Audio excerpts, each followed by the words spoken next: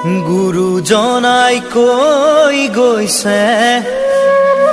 কলি ধৰি নাম শাস্ত্ৰতো লিখা আছে নামে সে কল্যাণ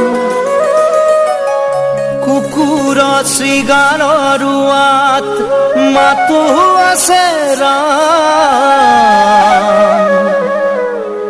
ৰাম নামৰ মালা গাঁঠি কৰা নিজ কাম গোপাল গোবিন্দ লোৱা হৰি নাম কি যে সুমধুৰ এই হৰি নাম